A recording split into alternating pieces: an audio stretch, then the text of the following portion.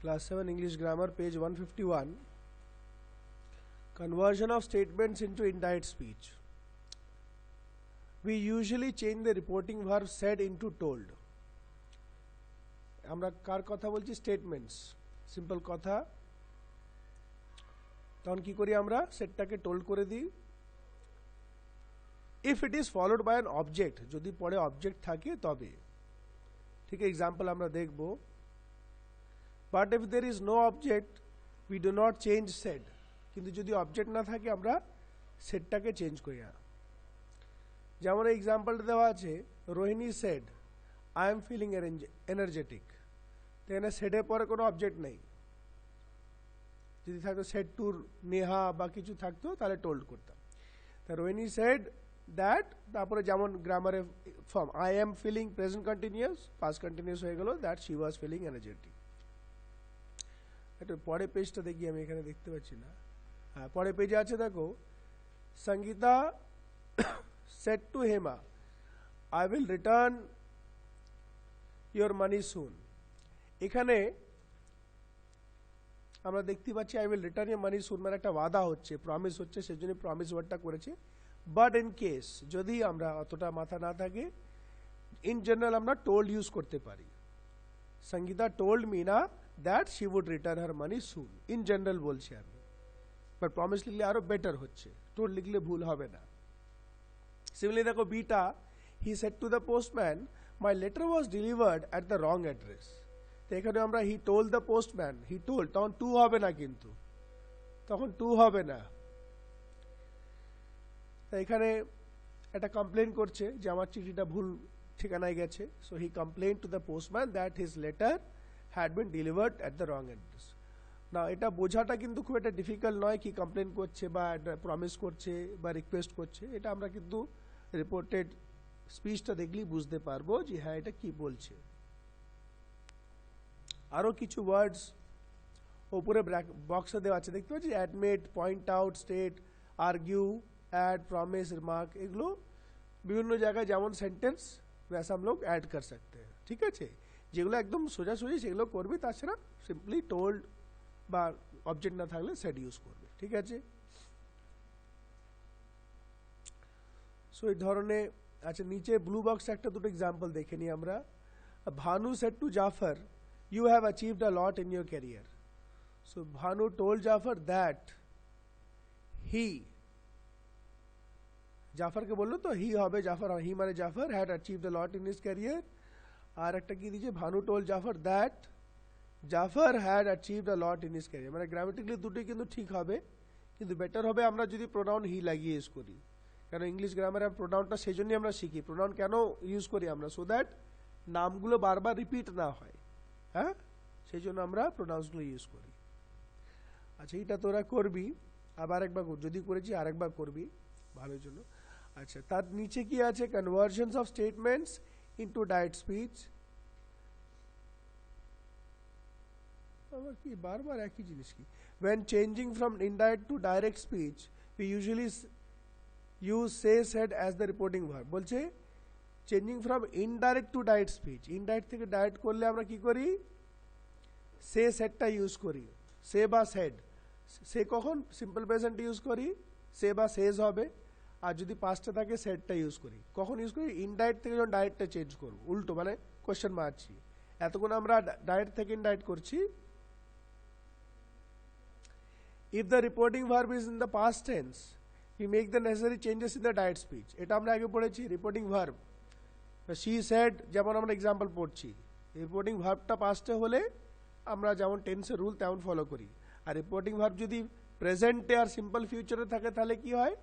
Reported স্পিচে কিন্তু tense change হয় না, except pronouns are this that, ওইগুলো যেগুলো চেঞ্জ হবে, টেন্সটা চেঞ্জ হবে না। ঠিক আছে, কখন হবে না? যখন রিপোর্টিং ভার্ব সে সিম্পল প্রেজেন্ট সেজ বা সে বা উইল সে বা সিম্পল ফিউচারে হয়, যেটা বলছি। Make necessary changes in pronouns and positive adjectives, change words expressing remoteness of time and place, time প্লেসটা তোরা করেছিস। Use inverted commas to mark the exact words of the speaker. Inverted commas কখন use করব? যখন indirect থেকে ডাইরেক্টে করব। এটা আমরা কথা যেটা বলছি ইনডাইরেক্ট থেকে ডাইরেক্টে করার জন্য। আর টেন্সগুলো উল্টো হয়ে যাবে। যদি ইনডাইরেক্টে আছে I was talking to my friend, তো ডাইরেক্টে করলে আই অ্যাম বা মানে প্রেজেন্টও হয়ে যাবে, I am talking to the, ও টেন্সটা উল্টো হয়ে যাবে। সবসময় যখন চেঞ্জ করবে তখন দেখে নেবে যে হ্যাঁ চেঞ্জ করার পর যেটা দেওয়া আছে ওটা মিলে যাচ্ছে, তো দুটোকেই दोनों को मिला लेना आपको যে আচ্ছা হ্যাঁ মিলতে হবে। ইনডাইরেক্ট থেকে ডাইরেক্ট করলি, এবার ডাইরেক্ট যেটা ডাইরেক্ট করেছিস সেটা ম্যাচ করবি, দেখছিস যে হ্যাঁ ওটা ইনডাইরেক্টে ওইরকম আসছে কিনা। অবশ্যই সেটা ডাইরেক্টটা ভালো করে শিখে রাখতে হবে। তারপরে হচ্ছে ই নাকি না F, rewrite the following sentence in direct speech. করো এই দুটো ই এফটা কর দেখি খাতায় খালি answers. Okay, now answer E1, the vendor told the customer. So the vendor said, told the customer that, vendor ছেলে হতে পারে মেয়ে হতে পারে, so you can either use he or she, দুটোই। that he কি হবে, he had sold all the apples but some oranges and bananas were left for him. Okay, number 2, Mr. Narang told the mechanic, দেখি আমি পুরোটা দেখি। Told তো হবে, I have a problem, explain করলে টু করবে, টু এক্সপ্লেন যদি use করো হবে টু হবে, কিন্তু তখন mister Narang explain to the mechanic, হ্যাঁ তখন টু হবে। So mister Narang told the mechanic বা mister Narang explain to the mechanic that he had a problem because he had to leave immediately and his car needed repair. Number 3, she told her friend that she would invite Nalini also for dinner the following day বা the next day করতে পারো। Number 4, Sagar said that he would wait there for his parents. বলো হবে, promised হবে, Sagar promised that he would wait there for his parents, আর কিছু change হবে না, বাকি সব সেম থাকবে, মানে যেটা বললাম। Number 5, Aditi told Ankit that, এখানে told বলতে পারো বা ইনফর্ম করতে পারো, इन्फॉर्म्ड बताया होता है ना, उसको बताया है। अदिति टोल्ड अंकित बा Aditi informed Ankit that his file was on the teachers table. ठीक है जी, এবার ইনডাইরেক্ট থেকে direct. Number 1, he says that he is fond of mangoes, তো এখানে হি সেজ ভাবটা প্রেজেন্টই আছে, হি সেজ comma, double inverted commas, I am fond of mangoes, I am fond of mangoes, full stop, inverted commas closed। এবারটাকে change করে দেখে নাও, he says that he is fond of mangoes, চলে আসছে, আইটা হি হয়ে যাবে। কেমন, কার ঠিক ছিল এটা? Very good. Number 2, the officer told Mr. Gupta that he should apply for a new passport immediately। told আছে তার মানে রিপোর্টিং ভার্ব said হবে। the officer said, sorry, said to Mr. Gupta, হ্যাঁ অবজেক্ট টু আছে, the officer said to Mr. Gupta, comma, inverted commas, কি হবে, you না ওটা হ্যাঁ, you should you shall apply for a shallটা করে হবে, হ্যাঁ। the officer said to Mr. Gupta, comma, inverted commas, you should apply for a new passport immediately, full stop, commas closed। হচ্ছে না, মানে অড লাগছে, কিছু যে এক্সেপশনস থাকে। Number 3, Garima told me, so Garima said to me, Garima said to me, comma, inverted commas, her father মানে তাহলে my father হবে ওটা। হ্যাঁ, Garima said to me, comma inverted commas close, open, my father went out, went হবে, wentটা তাহলে had gone হয়ে যাবে, তাই তো? ডাইরেক্টে wentে থাকলে পাস্টে তবেই তো had হবে, পাস্ট হলে পাস্ট পারফেক্ট হবে, তাই তো? মাই father went out on tour and will return next week. Yes, will return next week. Full stop, inverted commas closed. এগুলো কেয়ারফুলি করতে হবে। Number 4, Minnie said that she wanted to go to a hill station that week. Minnie said ই থাকবে, comma inverted comma start, she wanted পাস্টে আছে, simple পাস্টে, I want to go to a hill station this week. I want to go to a hill station this week, full stop, double quotes, close. Full stop তারপরে কিন্তু quotes লাগাবে। Next দেখো, conversion of commands and requests into indirect speech. কাউকে যদি order দিই আমরা, request করি, এটা পড়াই নাই ছিল না? আচ্ছা ঠিক আছে, মানে সব। সো প্রথম হচ্ছে যেমন এক্সাম্পল থেকে করি, নাম্বার 1 পয়েন্ট দেখো, the verb of the reported speech is changed into an infinitive. ভার্বটা ইনফিনিটিভ হয়ে যায়। ইনফিনিটিভ মানে আগে পড়েছি, দেখে মনে হয় ভার্ব, কিন্তু ওটা আসলে কোনো কাজ বোঝায় না। He said open the window. He ordered to open the window.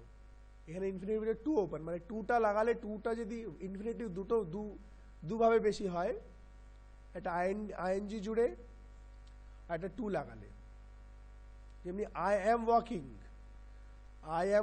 এখানে ওয়াকিং কিন্তু ভার্ব, কিন্তু যদি আমি বলি walking is a good exercise, walking মানে চলাফেরা করা, চলনা আচ্ছা এক্সারসাইজ হতে হয়, এখানে ওয়াকিংটা কিন্তু একটা জিনিসকে বোঝাচ্ছি আমি, এখানে ওয়াকিং কিন্তু হাঁটছি না, walking is a good exercise, বুঝতে পারলি তো?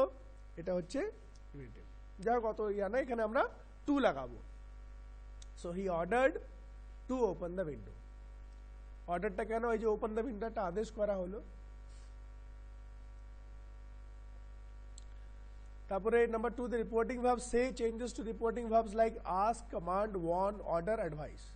তো যেমন আমাদের কোয়েশ্চেন থাকবে রিপোর্টেড স্পিচ, তেমন ask বা command বা warn, order বা advise আমরা ইউজ করব। যেমন এখানে the old lady said to the child, be careful at the sea beach. একটা ওয়ার্নিং দিচ্ছে, তাই না? the old lady warned the child, টুটা সরে যাচ্ছে দেখো, to the child না, warn the child to be careful at the sea beach. To be careful at the sea beach.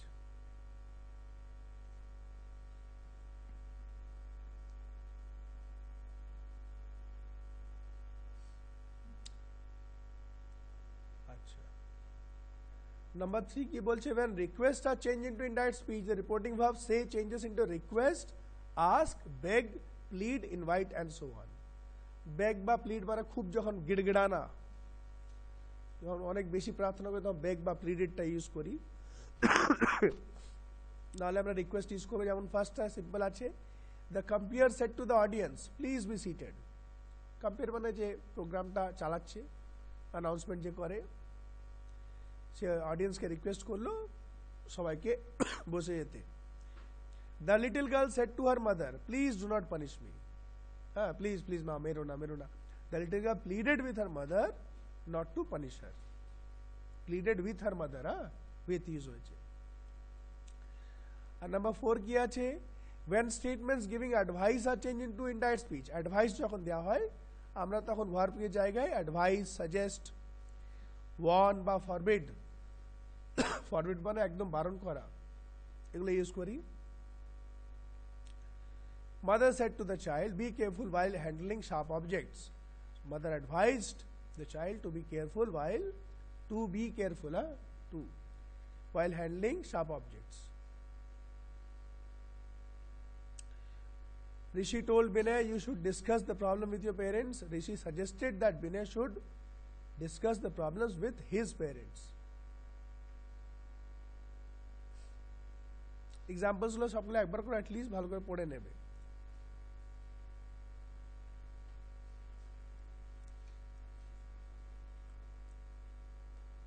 ঠিক আছে, জিএসটা আরেকবার করবি, প্লাস আজকে যে দুটো করলি ওইগুলো আরেকবার করবি, মানে ইএফ জিএসটা একবার করবি। ইএফটা তো করে নিয়েছিস, আনসার ডিসকাস করা হয়ে গেছে, একবার প্র্যাকটিস জন্য করে নিবি, অল্পই আছে, আনসার করে চেক করবি সেলফ। আর জিএসটা আমি বেসিক বোঝালাম, আরেকবার করবে, দেখা গেল আগে কিছু পয়েন্ট ভুল করেছিস, সেটা রেকটিফাই হয়ে যাবে। ঠিক আছে।